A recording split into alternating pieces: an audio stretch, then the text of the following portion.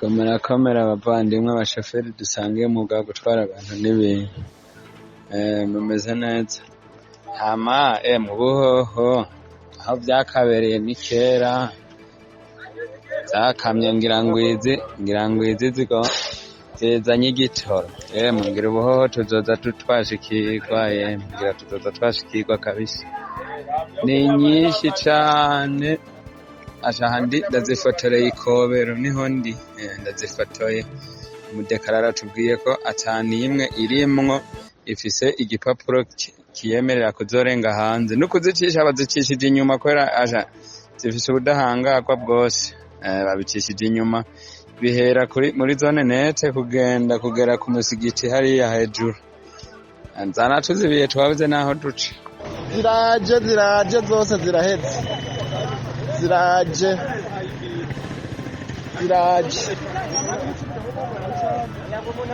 zirasohotse zose mu mwanya muto urazibonera muhinga isomeninde yayiguhaye rugi rurikuye ku murongo sindi so kandi sindi nyoko mbega mu muryango iwanyu ndimo niki cyo mbuza kuzana igitoro oya nanakimwe nyanasera ntacyo mbuza kuzana igitoro ewe mufiri uranyubahutse niki cyo mbuza kuzana igitoro oya nanakimwe metosera ntacyo mbuza kuzana igitoro ewe mufiri uranyubahutse. Bonjour le groupe, bonjour tout le monde. En tout cas, je viens de vérifier, c'est confirmé. C'est confirmé, je viens de vérifier moi-même. En tout cas, c'est confirmé. Je suis même sorti dehors, je me suis déplacé, je suis allé voir, c'est confirmé. En tout cas, c'est confirmé. Parce que comme les gens disaient, on doutait, moi je pensais que c'était une fausseté. En tout cas, c'est confirmé. Je viens moi-même de confirmer. Tout est confirmé. Partout là, c'est pourquoi il ne faut jamais spéculer, dire que non, ceci, cela. En tout cas, moi, je viens de confirmer. Et en vérité, c'est confirmé. Vraiment, c'est confirmé. Tout est confirmé. C'est pourquoi vraiment, en tout cas, c'est confirmé. Ça, je voulais même vous confirmer que c'est déjà confirmé.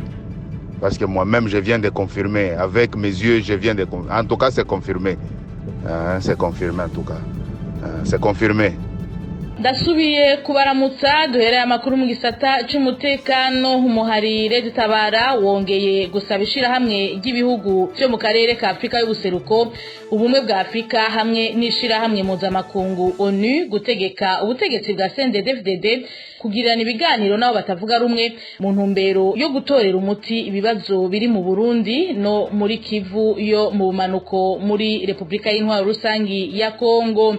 Mwitangazo yasohoye kuri uno wa 2022 Nyandagaro mwaka 2022 Leta Tabara ivuga ko leta ya Gitega yifashishije ishigwaho y'igisirikare c'akarere kirimwo abavuye mu bihugu bitandukanye byasabwe n'inama y'abakuru b'ibihugu kugira irungike abasirikare bayo 600 mu nzira izwi n'amategeko ariko hagamijwe ko basanga abandi bamaze igihe muri Kongo batemegwa ku mugaragaro bazanywe no kugwanya abagwanyi buwo muhari ari nako uyo muhari umenyesha ko utarota uhagarika inzira wafashe y'umuheto kugira ugwanye intwaro ya CNDD-FDD uvuga ko yifatanije n'imihari ya FDLR itwagwa n'uwitwa Kayicuka twigwaneho na Gumino mu ntumbero y'ukuwugwanya.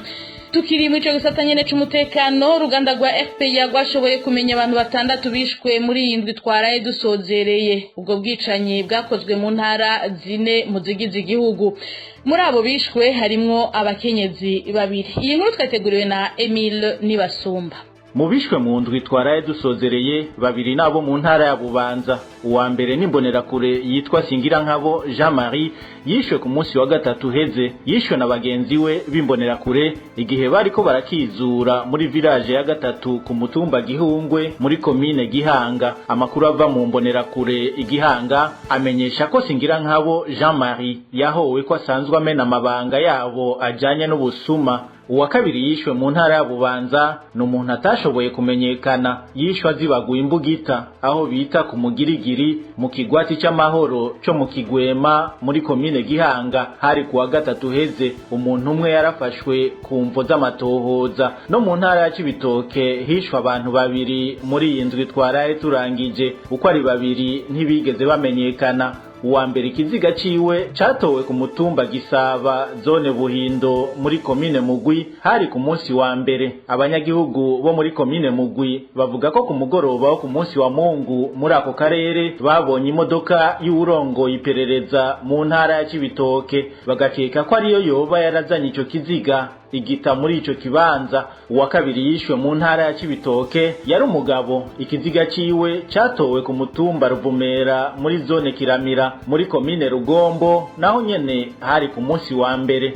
Amakuru ava mu Rugombo amenyesha ko yishwanizwe n'abantu batashoboye kumenyekana. Muri iyi ndwi twaraye turangije harishwe n'abakenyezi babiri mu buraruko bw'igihugu. Uwa mbere n'uwo mu ntara ya Kirundo yitwa Gwasa Clotilde, yishwe akubiswe n'umugabo wiwe gushikaho yitaba Imana ku mutumba Gatwe muri komine Ntega hari ku munsi wa mbere. Uwagirizwe icyaha yarahagaritswe n'igipolisi. Amatati yo mu muryango niyo avugwa ko ari intandaro y'ubwo bwicanyi. Umukenyezi agira kabiri yishwe yitwa Uwizeyimana Berize, nawe nyene yishwe azibaguye imbugita n'umugabo wiwe. Byabereye aho bita ku Gisagara ku mutumba Muremera mu gisagara ca Ngozi hari ku munsi wa mbere uheze. Amatati yo mu muryango niyo avugwa ko ari intandaro y'ubwo bwicanyi. Uwagirizwe ubwo bwicanyi nawe akaba yarafashwe n'igipolisi. Emile Nibasumba nkuko nari mpejeje kubabwira mu ntango zano makuru, abantu bane bo muri komine Kabarore mu ntara ya Kayanza baraye bahagaritswe n'igipolisi. Bose bafatanywe ibiro birenga 50 vy'ubutare bwo mu bwoko bwa coltan. Igipolisi kibagiriza ko bashaka kubushora mu kinyegero mu gihugu kibanyi c'u Rwanda. Inkuru twateguriwe na Onesime Dushimagize. Abo bahagaritse nk'izazuri dujoga kuri w'Imana bagizwe n'abakenyezi batatu hamwe n'umugabo umwe yari karabafasha kubijanye n'urudandazwa rw'ubwo butare. Abo bakenyezi bakaba bafatanywe bose hamwe ibiro birenga 51 by'ubutare bwo mu bwoko bwa coltan. Bakaba bari babwambariye ko mu mpuzu z'imbere maze babukenyerera ko nkuko amakuru ava ku musozi wa Kavuvu muri komine Kabarore abivuga.